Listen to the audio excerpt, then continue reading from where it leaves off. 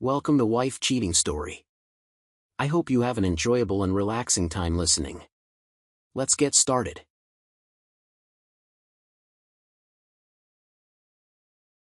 We're grateful for having such amazing viewers like you. Tell us, which part of the world are you watching from today? Morning coffee or evening wind down? Share below. Now let's dive into today's story. Chapter 1. The Illusion of Security. Ethan Thorne stared at the security monitor bank, his fingers drumming silently against the metal desk. 3 years of this mundane job had taught him patience, but tonight felt different. A message on his phone from Isabella lit up the screen. Working late with the girls, don't wait up. Another lie. He touched the hidden tattoo beneath his collar, a coiled serpent, the mark of his former SEAL team. The sensation triggered memories of firefights, of brothers lost in combat, of a life where trust meant survival. Now he guarded an empty corporate building, playing the role of an ordinary security guard while his wife lived a fantasy funded by imaginary wealth. Hey, new guy, Ethan called out to the junior guard making his rounds. Take over the monitors. I need to make a sweep. The young guard nodded eagerly, unaware that his superior could kill a man 18 different ways with his bare hands. Ethan moved through the building with practiced ease, his footsteps silent despite his bulk. His phone buzzed again. Another message from Isabella, a selfie at some high-end restaurant with her girlfriends. But Ethan had long ago noticed the masculine hand at the edge of these photos, the reflection of a man in her wine glass. Back home, in their modestly luxurious apartment, Ethan began his search. Isabella's vanity drawer yielded nothing, nor did her jewelry box. But behind the vintage mirror, their third anniversary gift, his fingers found what they sought. A burner phone, cheap and practical. The message that greeted him sent ice through his veins. My husband is just a pathetic security guard. Wait till the Russian assassins make him disappear tonight. Then we'll be swimming in his family's fortune. Ethan's jaw clenched. The family fortune, a fiction he'd never claimed. The only money he had came from his dead teammates' trust fund, a fact known to no one. His parents had been school teachers, leaving him nothing but strong values and bitter memories. He scrolled through the messages, each one a dagger of betrayal. A name appeared repeatedly. Slick. Their conversations revealed a plot months in the making. Isabella and her lover, Damian Slick Reyes, had hired Russian assassins to eliminate him. They planned to flee to South America with his non-existent inheritance. Isabella, darling, he called out, hearing her key in the lock. How was your night? She entered, designer purse swinging from her arm, lipstick slightly smudged. Oh, just drinks with the girls. Sarah's going through another divorce? Sounds dramatic, Ethan replied, watching her move around the kitchen. You must be exhausted. Mom, she hummed, not meeting his eyes. I think I'll take a shower and head to bed. As the water ran, Ethan accessed his old encrypted channels on a secure laptop. Within minutes, he'd reached Marcus Hammerstone. Brother, it's Wraith. I need intel on Sergei Volkov. Goes by the Bear. Russian, ex-Spetsnaz, current hitman. Marcus's voice crackled through the secure line. Shit, Wraith. The Bear's no joke. He's taken out 3 high-level targets in the past month alone. What's your situation? My wife hired him to kill me. A low whistle. Damn, brother. Need backup? Not yet, but stay ready. I'm going hunting. Isabella emerged from the shower, wrapped in an expensive robe. You're still up? I thought you had an early shift tomorrow. Ethan smiled, a predator's expression that she mistook for affection. Just wanted to see you before bed. Love you. She kissed his cheek, her perfume mixing with another man's cologne. Love you too, baby. As she drifted off to sleep, Ethan began planning. The Wraith was awakening, and soon they would all learn why he'd earned that name in the first place. The next morning, while Isabella slept, Ethan reviewed the surveillance footage from their building's security cameras. He'd installed them months ago, sensing something amiss in his wife's behavior. The feed showed her meeting with 2 men in suits 3 days prior, Russians, based on their stance and movement patterns. Military trained. One had the distinctive gait of Spetsnaz. His phone buzzed, a message from Marcus. Bear confirmed in city limits. Arrived yesterday. Known safe house in Warehouse District. Ethan's response was brief. Keep eyes on him. I'm setting up surveillance on primary target. He spent the next hour establishing observation points around their apartment, placing micro cameras in strategic locations. The bedroom, living room, and kitchen were soon under constant surveillance. Isabella's private conversations would no longer be private. When she finally woke, he was already at work, maintaining his cover. But through his phone, he watched her make calls, arrange meetings, and prepare for what she thought would be his last day alive. A video call caught his attention. Isabella, speaking to a well-dressed man, Damian Slick Reyes. Everything's set, she said, twirling her hair. The Russians will handle it tonight. They'll make it look like a robbery gone wrong. Slick's voice oozed confidence. Baby, you're brilliant. That security guard won't know what hit him. And once we have his family money, we'll be set for life, Isabella finished, blowing a kiss at the screen. No more pretending to love a boring, pathetic man. No more acting impressed by his minimum wage job. What about the body? The Russians will dump it in the river. By the time they find him, we'll be in Belize. Ethan's knuckles whitened around his phone. 3 years of marriage, of sharing a bed, of playing the devoted husband, all while she plotted his death. The rage building inside him was cold, calculating, precise. His contact at the security company confirmed the Russians' visit. They'd posed as potential clients, touring the facility, learning his routine. Amateur mistakes. Real professionals would have maintained distance, studied patterns from afar. That night, lying beside Isabella, Ethan felt her tension. She kept checking her phone, making excuses to stay awake. Around midnight, she finally drifted off, likely assuming the deed would be done at his workplace. But Ethan knew better. A professional like the bear would strike at home, where the target felt safe. And he'd be ready. Chapter 2: Shadows and Secrets. The morning sun found Ethan at his security post, appearing no different than any other day. But beneath his uniform, he wore a lightweight tactical vest. His standard-issue security baton had been replaced with a custom model, heavier, designed for combat. In his ankle holster, a ceramic knife waited. His phone buzzed with updates from Marcus throughout the day. The bear had been observed meeting with contacts, gathering intelligence. Professional. Thorough. But he didn't know he was hunting another predator. During his lunch break, Ethan visited Dr. Evelyn Reed's office. The psychologist's reputation for discretion had drawn him to her practice months ago, when he'd first suspected Isabella's infidelity. You seem different today, Dr. Reed noted, studying his posture. More focused. What's changed? I discovered something, Ethan replied, choosing his words carefully. About my wife. About myself. And how does that make you feel? Angry. But not hot anger. Cold. Like ice in my veins. Dr. Reed leaned forward. That type of anger can be dangerous, Ethan. It can consume you, turn you into something you're not, or reveal what I've always been. He met her gaze. What if the person I've been pretending to be isn't the real me? What if the monster is who I am? We're all capable of darkness, she replied. The question is whether we let it control us or we control it. Are you in control, Ethan? His smile didn't reach his eyes. More than ever. Back home, Isabella was a bundle of nervous energy. She flitted around the apartment, checking her phone constantly, barely able to maintain her facade of normalcy. I made dinner reservations, Ethan announced, watching her reaction. That new place you've been wanting to try. Tonight? Panic flashed across her face.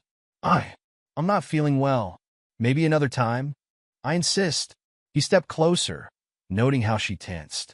It's been too long since we had a proper date night.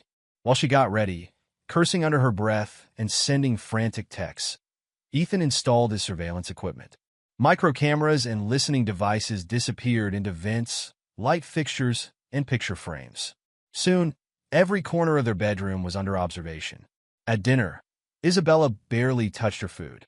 Her phone kept buzzing, messages from Slick, from the Russians, all wondering why their target wasn't where he was supposed to be. Is everything okay? Ethan asked, playing the concerned husband. You seem distracted. Fine, she snapped, then caught herself. Just work stuff. You wouldn't understand. Try me? She launched into a lengthy explanation about social media metrics and influence algorithms, lying as naturally as breathing. Ethan nodded along, noting how her hand trembled slightly when she lifted her wine glass. Later that night, while Isabella took another shower, probably to make another secret phone call, Ethan reviewed the footage from his newly installed cameras. She was on a video call with Slick, pacing their bedroom. "What the fuck happened?" Slick demanded. "The bear had everything planned." "I don't know."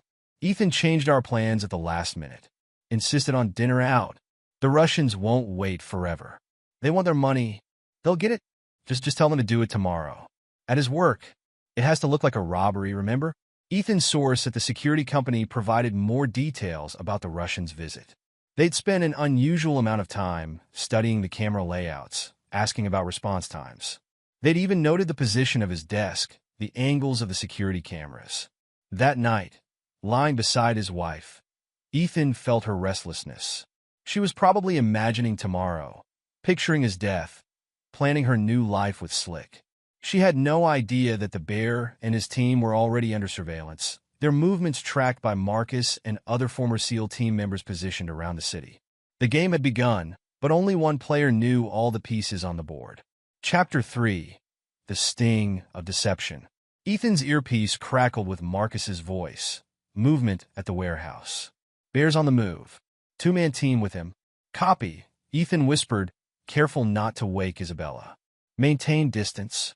Let them come to me." He'd prepared for this moment. Their apartment building's security system had been subtly modified. Cameras faced slightly wrong directions, motion sensors had blind spots, all designed to give the bear confidence while channeling him towards specific approach routes. Marcus's team was positioned strategically. Rooftops, parked cars, the maintenance room. All invisible, all lethal. But this fight would be Ethan's alone. The first sign came at 2 a.m., a slight disruption in the Wi-Fi signal. The bear was good, using tech to disable security systems. But Ethan was better. He'd created a false network for them to attack, while the real ones silently recorded everything. At 2:15 a.m., the power went out. Right on schedule. "They're entering through the service entrance," Marcus reported. Three-man team. Bears leading. Ethan moved silently through the darkness, years of combat experience guiding his steps. He positioned himself in the kitchen, waiting. The front doors locked disengaged with a subtle click. The bear entered first, tall, muscular, moving with professional grace. His team spread out, weapons ready. They swept the living room efficiently, clearing corners, checking shadows. But they weren't looking up. Ethan dropped from his perch atop the refrigerator, landing behind the bear. His ceramic knife found the Russian's gun hand, severing tendons. The weapon clattered to the floor. The other two assassins spun, raising their weapons. But close-quarters combat was Ethan's specialty. He used the bear as a shield, forcing his teammates to hold their fire. His knife opened the first man's throat before he could shout. The second assassin managed to fire once, a silenced round that struck the wall. Ethan's counterattack was brutal. He broke the man's arm, then his jaw, then his neck, all in complete silence. The bear fought well, even injured. He landed several solid hits, his Spetsnaz training evident in every move. But Ethan had fought better, had killed better. "You're good," Ethan whispered in Russian, blocking a strike. "But I'm the Wraith." The bear's eyes widened in recognition moments before Ethan's knife found his kidney. The Russian dropped, blood pooling beneath him. "Clear the scene," Ethan commanded through his earpiece. No evidence. No bodies. Marcus's team moved with practiced efficiency, removing the dead assassins, cleaning blood spatter, erasing any trace of combat. The bear, still alive but fading, was secured for transport. Taking him to the cabin, Marcus confirmed. "Want me to finish him?" "No. He might be useful. Keep him alive." Isabella slept through it all, peaceful in her ignorance. When she woke the next morning, nothing seemed amiss. The apartment was clean, the power restored. Her husband had already left for work. But when she checked her phone, panic set in. No messages from the bear. No confirmation of success. She called Slick immediately. "Something's wrong," she hissed into the phone. "The Russians aren't responding. What do you mean they're not responding? I mean they're gone. No messages, no calls, nothing. And Ethan, he's acting strange. Like he knows something. Impossible. He's just a rent-a-cop. Probably working overtime again. But doubt had crept into Slick's voice. Professional killers don't just disappear. And their target wasn't acting like a man marked for death. At the cabin, the bear regained consciousness strapped to a chair. His wounds had been treated, painfully, without anesthesia. Marcus stood guard while Ethan prepared for interrogation. Your reputation in Chechnya is legendary, Ethan said, switching to Russian. The bear of Grozny. Tell me, how much did my wife offer you? The Russian spat blood. I don't talk to targets. I'm not a target anymore. Ethan leaned close. I'm the Wraith. Perhaps you've heard of Damascus? The compound raid. The bear's face paled. Everyone in their world knew about Damascus. An entire terrorist cell eliminated in one night. No survivors, no evidence. Just ghost stories about a SEAL team operator who moved like death itself. The woman, the bear said finally. She promised $2 million. Half up front, half after. Did she pay? No. Only promises. Her lover, the one called Slick, he guaranteed the money. Ethan nodded. You've been useful. Now you have a choice. Work for me. Help me destroy them both. Or join your team in unmarked graves. The bear considered his options. He'd seen Ethan fight, had witnessed firsthand why they called him the Wraith. And he recognized the look in the man's eyes. The cold fury of betrayal seeking release. I choose life, the bear said. And revenge against those who try to cheat me. Smart choice. Ethan turned to Marcus. Get him cleaned up? I have plans for our Russian friend. The pieces were in place. Isabella's perfect world was about to shatter, and she would learn why some ghosts were better left unavenged. Chapter 4. Confrontation and Consequences. Isabella paced nervously in the kitchen, her designer heels clicking against the tiles. The dining table was set perfectly, her attempt at normalcy on this particular evening. But her hands shook as she arranged the silverware, her mind racing with possibilities. No word from the bear. No confirmation. No bodies. Nothing. The door opened. Ethan walked in, his security guard uniform crisp, his movements controlled. Something smells good, he said, his voice neutral.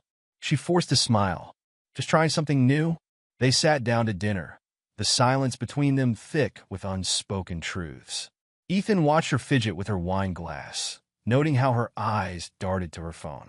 Looking for someone? He asked, sliding the burner phone onto the table. The color drained from Isabella's face. Where did you? Behind the mirror. Not very original. He placed a tablet next to the phone, playing a video of her conversation with Slick. Her own voice filled the room. The Russians will handle it tonight. I can explain, she stammered, knocking over her wine glass. Red liquid spread across the white tablecloth like blood. Explain what? Ethan's voice remained calm, terrifyingly so. How you plan my murder? How you and your lover hired assassins? Or perhaps how you plan to steal my family fortune, which, by the way, doesn't exist. What do you mean it doesn't exist? Panic crept into her voice. Your inheritance is from my dead SEAL teammate. In a trust one control. He leaned forward. You plotted my death for money you could never access. Isabella's composure cracked. It was Slick's idea, he said. Stop lying. The words cut like steel. I have everything. The messages, the videos, the recordings. Your entire plan, documented in detail. She tried another tactic, tears welling up. Baby, please. I was confused. Slick manipulated me. The tears won't work, Isabella. Ethan's expression hardened. You see, there's something you should know about your pathetic security guard husband. He unbuttoned his collar, revealing the coiled serpent tattoo. Have you heard of the Wraith? Recognition flickered in her eyes, followed by pure terror. Stories about the Wraith circulated in the darker corners of society. A ghost, a killer, a legend. No, she whispered. That's impossible. 3 days, he said, standing. You have 3 days to leave this house. After that, I start dismantling your life. Piece by piece. You can't do this to me. Her voice rose hysterically. I'll go to the police. Ethan laughed, a sound devoid of warmth. With what evidence? Your plot to have me killed? The Russian assassins you hired? Please do try to explain that to the authorities. He pulled out his phone, showing her the emails he'd already sent to her lawyer, her family, her business contacts. Documentation of her plot, her affairs, her financial fraud. Your reputation is already in ruins. Your family knows everything. Even Slick has abandoned you. Check your phone. He hasn't responded in hours, has he? Isabella grabbed her phone, frantically scrolling through unanswered messages. What did you do? I'm just getting started. He headed toward their bedroom. 3 days, Isabella. Then you'll understand why they call me the Wraith. Marcus arrived later that night, after Isabella had locked herself in the guest room. The Bears secured at the new location. What's your next move? Start with Slick's finances, Ethan replied, reviewing data on his laptop. Hit him where it hurts most, his reputation, his money, his connections. I want him desperate before I confront him. And Isabella? Let her panic. Let her run to Slick. It'll make destroying them both easier. Dr. Reed's words echoed in his mind. Don't let the darkness consume you. But as he listened to Isabella's muffled sobs through the wall, Ethan embraced the cold rage within him. The darkness wasn't consuming him. It was empowering him. Chapter 5. The Web Titans. Isabella's world crumbled with frightening speed. Her attempts to contact family were met with disgust and rejection.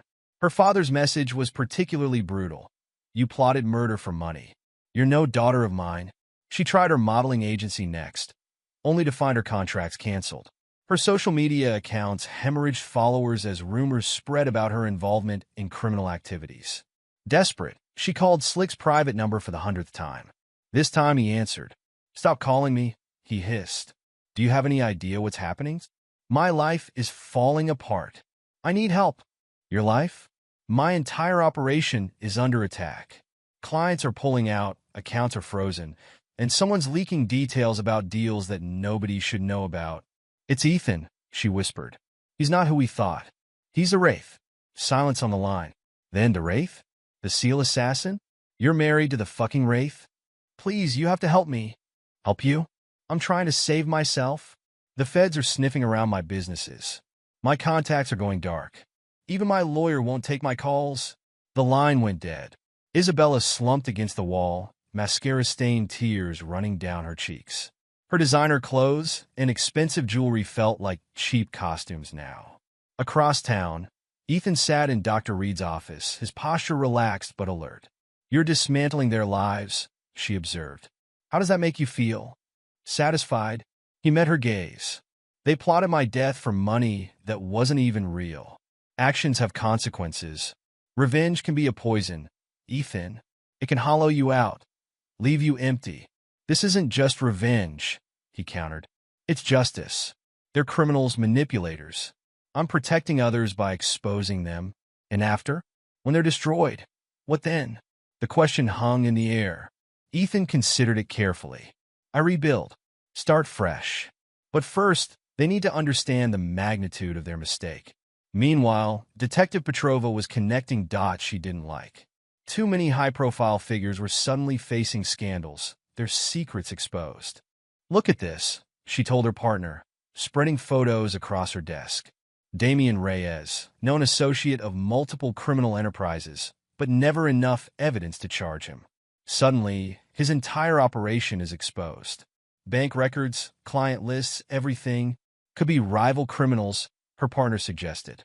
No, this is different. This is... She searched for the word, professional. Military precision. And it all leads back to that security guard, Ethan Thorne, the one whose wife just lost everything. Seems like a victim to me. Petrova shook her head. No victim moves like he does. I've been watching him. He's trained, highly trained. And now people connected to his wife are falling like dominoes. Back at his apartment, Ethan reviewed the intelligence from his network. Slick's empire was crumbling. The Bears' contacts in the criminal underworld had spread rumors of betrayal, causing Slick's partners to distance themselves. Anonymous tips to federal agencies had triggered investigations into his businesses. Marcus arrived with fresh intel. Slick's getting desperate. He's trying to move assets offshore, calling in favors. Want me to intervene? No, Ethan replied, checking his watch. Let him run. The trap's already set. Chapter 6. The Labyrinth of Lies.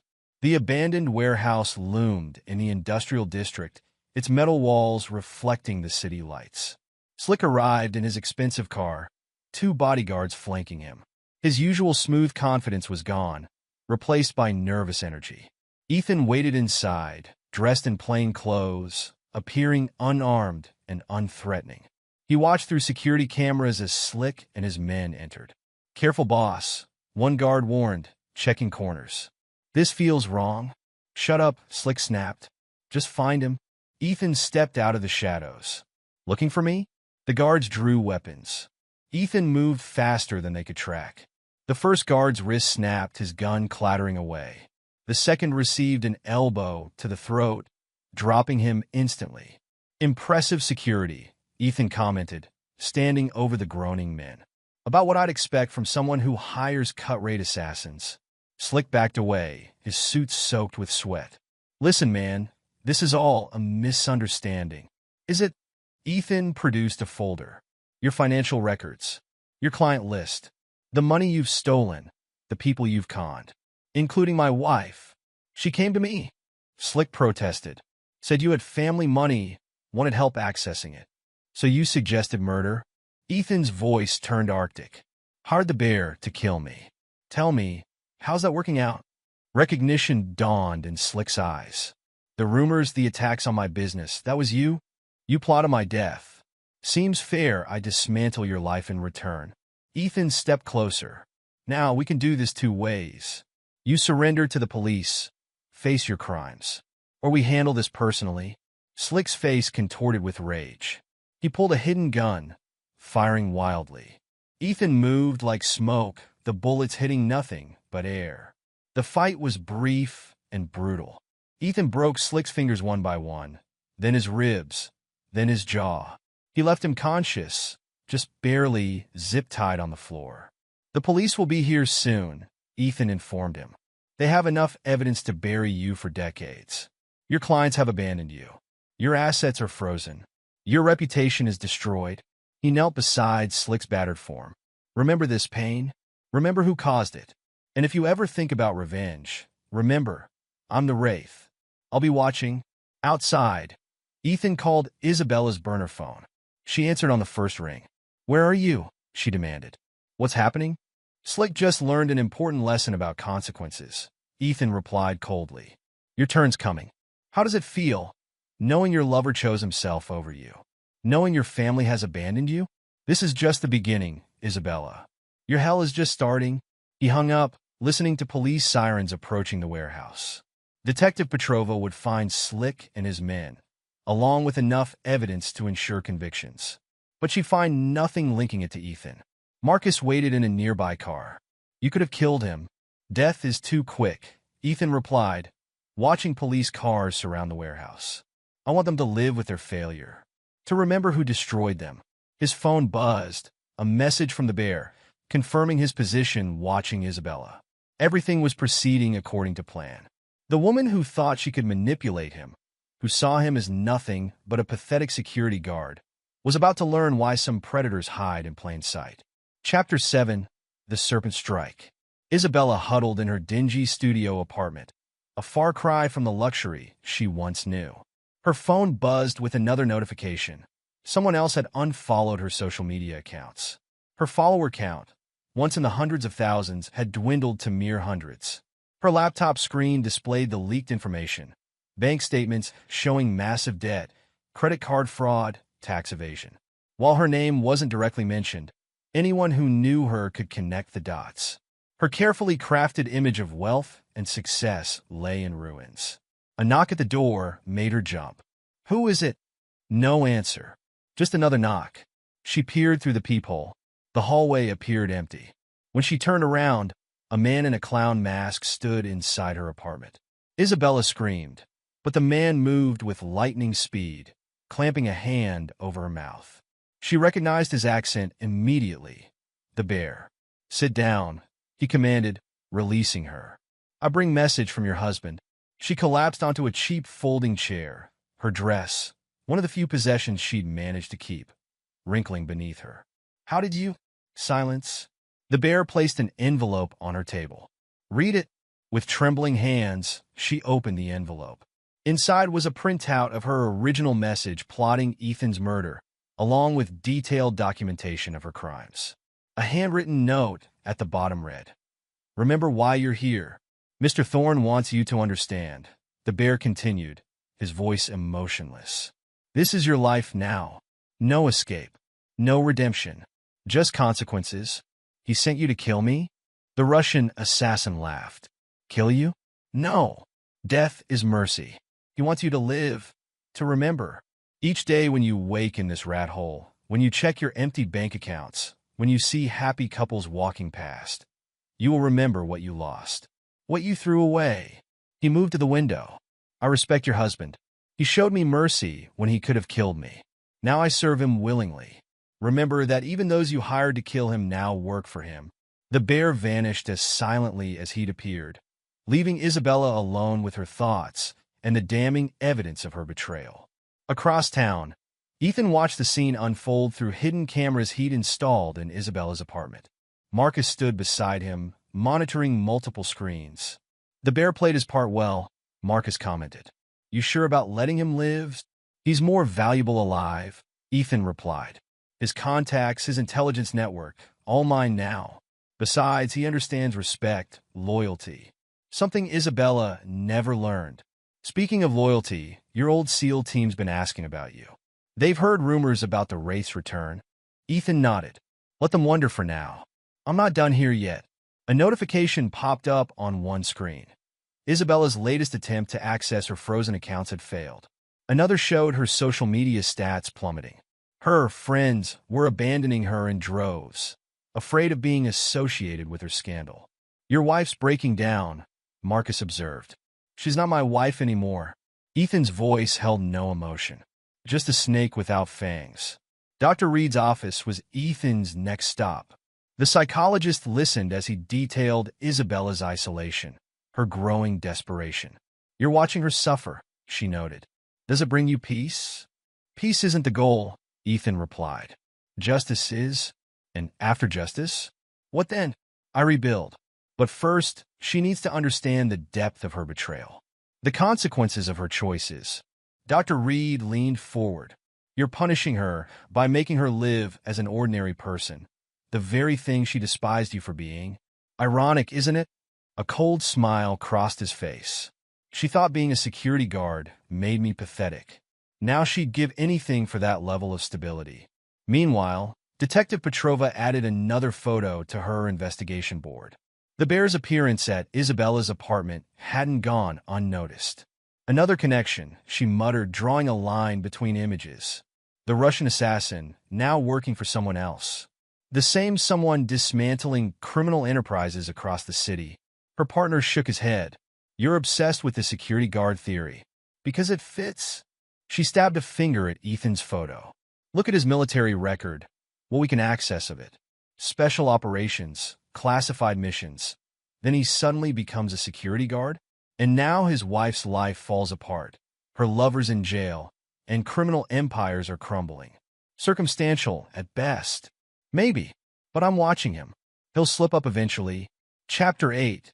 The Price of Betrayal. Ethan maintained his security guard routine, but changes were happening beneath the surface. His contacts in the military and intelligence communities had reactivated, offering opportunities, contracts, consulting work. Even his appearance had shifted subtly. His posture more natural, predatory grace, no longer hidden. The mask of the simple security guard was falling away, revealing the warrior beneath. "You seem different," a coworker commented during a shift change. "More confident." Ethan smiled. "Just finally being myself." Dr. Reed noticed the change too during their sessions. "You're not pretending anymore," she observed. "How does that feel?" "Like breathing properly after holding my breath for years." He paused. "I created the security guard persona to escape my past, but denying who I am. That was the real prison." And Isabella? Still watching her. Less now. Her suffering has become routine. Predictable. Through his surveillance, he watched her failed attempts to rebuild her life. Job applications rejected. Loan requests denied. Former friends blocking her calls. The isolation was crushing her more effectively than any physical punishment could. Detective Petrova wasn't giving up, though. She cornered Ethan outside his workplace one afternoon. "Mr. Thorne," she called out. "Got a minute?" He turned, face neutral. "Detective, what brings you here?" "Just following up on some cases. Strange coincidences keep piling up around you." "Do they?" "Your wife's lover in jail. Her entire life destroyed. Russian assassins changing allegiances. Lot of coincidences." Ethan met her gaze calmly. "Life's full of them. Anything specific you want to ask?" "Where were you the night Damian Reyes was assaulted?" "Working. Check the security logs. Camera footage too, if you'd like." Petrova's eyes narrowed. "And the cameras show you at your desk all night?" "Of course. Where else would I be?" They both knew the footage had been altered, but proving it was another matter. Ethan had been meticulous in covering his tracks. "You're not what you appear to be, Mr. Thorne. None of us are, detective. That's what makes life interesting." Back at his apartment, Ethan reviewed plans for his new security consulting firm. His reputation in certain circles, combined with the Bears' connections, had created unique opportunities. Marcus arrived with updates. Business registrations complete. Clients already lined up, legitimate ones with deep pockets. "Ready when you are." "Good. Time to step out of the shadows, build something new." "What about Isabella?" Ethan pulled up her surveillance feed. She was sitting in her apartment, crying over old photos of her luxurious life. Let her cry. Let her remember. That's punishment enough. Chapter 9. The Serpent Ascends. Detective Petrova's final attempt to corner Ethan came during a routine interview at the police station. She'd gathered all her evidence, circumstantial though it was. "You're the Wraith," she stated flatly. "Former SEAL, legendary operator. Now playing vigilante." Ethan's expression didn't change. "Interesting theory. More than a theory. Your military record, the timing of certain operations, your wife's sudden downfall, Reyes's empire collapsing. It all fits." "Does it?" "Sounds like speculation to me." "Why this game?" Petrova demanded. "Why pretend to be something you're not?" "Detective who says I'm pretending. Maybe this is exactly who I am. A security guard who just happens to be connected to the systematic destruction of criminal enterprises?" Ethan leaned forward.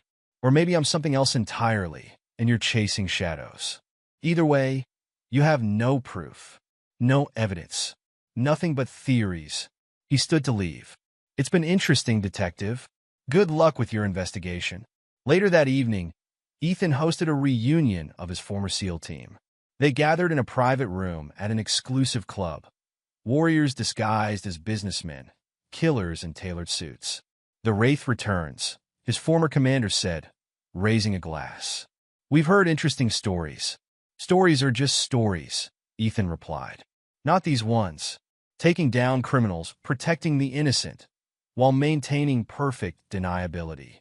That's your signature move." The team shared knowing looks. They'd all seen the news, recognized the patterns. Their brother hadn't gone soft during his retirement. He'd simply changed battlefields. "The security guard act," another teammate asked. "Was any of it real?" "All covers have elements of truth," Ethan said. "But it's time for something new." They discussed a security firm, offered connections, resources. The brotherhood remained strong, unbroken by time or distance. As the night wound down, his commander pulled him aside. "Your wife. Word is she's suffering." "Ex-wife," Ethan corrected. "And yes, she is." "Good." "Betrayal has a price. She's paying it." Across town, Isabella sat in her apartment, staring at her reflection in a cracked mirror. Her designer clothes were gone, replaced by cheap department store items. Her perfectly maintained appearance had crumbled along with her life. The Bear's words echoed in her mind. "Death is mercy." Now she understood. Each day brought fresh humiliations, new reminders of her fall. The man she dismissed as a pathetic security guard had orchestrated her complete destruction without ever laying a hand on her. Detective Petrova watched Ethan's building from her unmarked car, knowing her surveillance was pointless. He'd won, outmaneuvered them all. and done it legally enough that she couldn't touch him. The perfect operation, she muttered. Just like the Wraith's reputation. The next morning, Ethan walked into his new office suite. Floor-to-ceiling windows overlooked the city where he'd played the role of a simple security guard. Now he was building something new, something legitimate but powerful. Marcus joined him at the window. Coming full circle, brother. The serpent sheds its skin. Not full circle, Ethan corrected. Forward. Always forward. He touched the serpent tattoo on his neck, no longer hidden. The Wraith wasn't a mask anymore, wasn't a legend or a codename. It was simply who he was, a warrior who'd found his true battlefield. Isabella would live with her choices, haunted by the knowledge that she'd had everything and thrown it away. Slick would rot in prison, his empire in ruins. Detective Petrova would chase shadows, always knowing but never proving the truth. And Ethan? He would build his new life, stronger for having faced betrayal, wiser for having survived it. The security guard was gone, but the Wraith remained, watching from the shadows, ready to strike when justice demanded it. The serpent had indeed risen from the ashes, not as a phoenix seeking redemption, but as a cobra, cold, calculating, and eternally vigilant. Epilogue, 5 years later. Ethan Thorne stood at his office window, the city sprawling beneath him. Thorne Security Solutions occupied the top 3 floors of a downtown high-rise, a far cry from his days as a simple security guard. His company had become the premier security consulting firm in the country, specializing in corporate protection, threat assessment, and specialized training. Mr. Thorne, his assistant's voice came through the intercom. Your 2 o'clock is here. Detective Petrova, send her in. Anya Petrova entered, now wearing the badge of a police captain. Their relationship had evolved from adversaries to reluctant allies over the years, though she never stopped watching him closely. Still keeping that view of the security company where you used to work, she asked, noting the direct line of sight to his old post. Nostalgia, perhaps? Ethan gestured to a chair. What brings you here, Captain? Damian Reyes is up for parole next month. Ethan's expression didn't change. I'm aware. His lawyer claims he's reformed. Found God. Wants to make amends. And you're telling me this because... Petrova leaned forward. Because 3 of his former associates have vanished in the past week. No bodies, no evidence. Just gone. Reminds me of old stories about the Wraith. I run a legitimate business now, Captain. Check my alibi for those dates. I was giving a keynote speech at a security conference in Dubai, with multiple witnesses and video evidence. Perfect alibi. She paused. Almost too perfect. Ethan smiled. Are you suggesting I had something to do with their disappearances? No. I'm suggesting the bear did. Under orders from someone, their eyes met in silent understanding.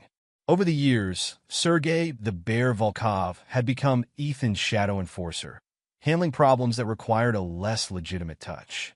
His loyalty, earned through respect rather than fear, never wavered. Interesting theory, Ethan replied. Unprovable, of course. Like everything else about you. Petrova stood. Just remember, I'm still watching. You wouldn't be good at your job if you weren't. After she left, Ethan activated a secure line. Update. The bear's accented voice responded. Reyes won't make parole. His remaining supporters have been discouraged. The evidence you provided to the board will ensure he serves his full term. Good. And Isabella, still working as a waitress in Phoenix. No social media presence, no contact with her old life. She tried dating a wealthy businessman last month, but anonymous tips about her past ended that quickly. Ethan had kept tabs on his ex-wife, not out of lingering attachment, but to ensure she never rebuilt her capacity for harm. The once proud social media influencer now lived in a small apartment, working double shifts to make rent. Her attempts to reclaim her former glory were met with immediate, anonymous resistance. Marcus Hammer Stone entered the office, now Thorne Security's chief of operations. Just got word from Dr. Reed. She's retiring next month. Dr. Evelyn Reed had continued as Ethan's confidant and unofficial advisor, helping him balance justice with vengeance. Her guidance had proven invaluable as he built his new empire. Send her something nice, Ethan instructed. And make sure her retirement fund is properly supplemented. She earned it. Marcus nodded. Also, the military contract came through. Full training program for their special operations units, plus consulting on 6 black sites. The irony wasn't lost on either man. The security guard facade had given way to a legitimate operation that worked directly with the forces they'd once served in. Thorn Security's training programs were now considered elite, drawing from both Ethan's SEAL experience and the Bears' Spetsnaz background. Any word from our sources about Isabella's family? Ethan asked. They're still maintaining their distance. Her father died last year. Heart attack. She wasn't mentioned in the will, wasn't invited to the funeral. As far as they're concerned, she doesn't exist. The complete isolation had been part of Ethan's strategy. Not just financial ruin or social humiliation, but the systematic removal of any support system she might use to rebuild. Her attempts to contact old friends were met with silence or outright hostility.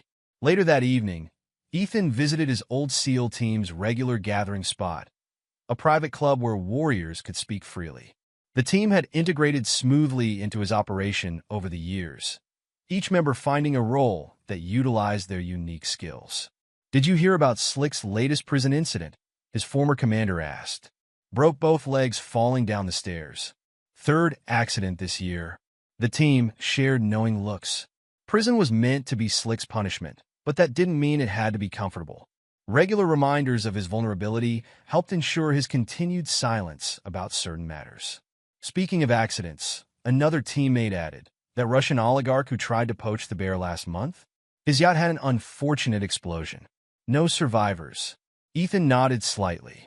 Loyalty went both ways in his organization. The Bear had proven his worth countless times, and any attempt to turn him was met with swift, decisive response. A week later, Ethan sat in his home office, reviewing surveillance reports. His new house was a fortress disguised as a luxury residence with security systems designed by the best minds in the industry. A notification popped up. Isabella had attempted to create a new social media account. Within minutes, it was flagged and shut down for fraudulent activity. Another small reminder that her past would never stay buried. Captain Petrova's investigation files appeared next, obtained through less than legal means. She was thorough, he had to admit. Years of suspicious incidents, mysterious disappearances, and perfectly timed coincidences all pointing to him. All circumstantial, all unprovable. The Bear's latest report followed. Slick had received another visitor in prison, a journalist working on a story about high society crimes. The reporter's laptop suffered a catastrophic failure shortly after. All notes and recordings lost. Message received. Marcus arrived with more updates. That hedge fund manager who tried to blackmail us? His evidence disappeared, along with his offshore accounts. He's looking at federal charges for tax evasion. Make sure his legal team gets an anonymous tip about plea bargains, Ethan instructed. I want him focused on saving himself, not seeking revenge. They had learned that complete destruction wasn't always necessary. Sometimes, carefully applied pressure achieved better results than brute force. The trick was knowing which approach each situation required. A text message lit up Ethan's phone. Dr. Reed requesting one final session before her retirement. He agreed immediately. Their conversations had evolved from therapy to strategic discussions, her insights helping him navigate the moral complexities of his chosen path. "You've built something impressive," she noted during their meeting. "But at what cost?" "Everything has a price," he replied. "The question is whether it's worth paying." And was it? The revenge, the power, the constant vigilance? Ethan considered the question. "I lost my illusions about normal life, about trust and redemption. But I gained something more valuable, clarity. No more pretending to be less than I am. No more hiding my nature." Dr. Reed nodded thoughtfully. "The security guard was a mask, but the Wraith is who I've always been. A predator who protects his own, punishes betrayal, and never forgets a debt, good or bad." The next morning, Ethan received another report about Isabella. She had met someone, a middle-class accountant who knew nothing of her past. For a moment, he considered intervening, destroying this chance at happiness like all the others. But he decided against it. Let her have this small comfort, this tiny slice of normalcy. She had learned her lesson thoroughly. The expensive clothes, jewelry, and luxury lifestyle she had once taken for granted were now distant memories. Her new life was a constant reminder of the consequences of betrayal. The Bears' weekly check-in brought more news. Reyes has withdrawn his parole application, claims he needs more time for spiritual reflection. Amazing how persuasive anonymous threats can be, Ethan remarked. Anything else? Your ex-wife's new boyfriend. Want him investigated? Basic background check only. If he's clean, leave them be. She's not a threat anymore. The Bear understood. Their retribution had never been about preventing Isabella's happiness. It was about ensuring she never again had the means or opportunity to harm others as she had harmed Ethan. Captain Petrova's latest surveillance report landed on his desk, courtesy of his sources in her department. She had shifted focus to other cases, but still maintained a casual watch on his activities. It was almost a game between them now, predator recognizing predator, each acknowledging the other's territory. As night fell over the city, Ethan stood at his office window again. Below him, a security guard made his rounds in the building where he had once played that role. The memory brought no nostalgia, no regret. That life had been a chrysalis, necessary for transformation but meant to be discarded. The Wraith had emerged stronger, more focused, building an empire on the foundations of loyalty and controlled violence. His enemies were dead or broken, his allies bound by respect and mutual benefit. Even his past betrayal had been transformed into a source of power, a reminder that trust must be earned and betrayal must be punished. In the end, the Wraith hadn't just survived. He had transcended, becoming something more than a legend or a codename. He had become a force of nature, dispensing justice and vengeance, protecting his own while destroying those who dared cross him. And somewhere in Phoenix, a former social media queen served coffee to strangers, counting tips, and watching her dreams of redemption fade like morning mist. Her punishment wasn't death or imprisonment.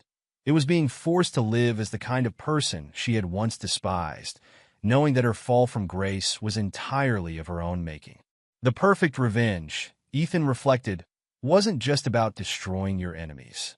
It was about making them live with the consequences of their choices, day after day, with no hope of escape or redemption. In that respect, his victory was absolute and eternal. The serpent had not only risen, it had evolved, becoming something stronger and more terrible than before. And in the shadows of his new empire, the Wraith continued his watch, ready to strike at any threat to the order he had built. Justice, after all, never sleeps, and neither did the predators who served it. And there you have it. Another story comes to an end. What did you think? I'd love to hear your thoughts in the comments below. If you enjoy this story, consider joining our community by subscribing. It means the world to us. For more stories like this one, check out the recommended videos on screen. And I'll see you there.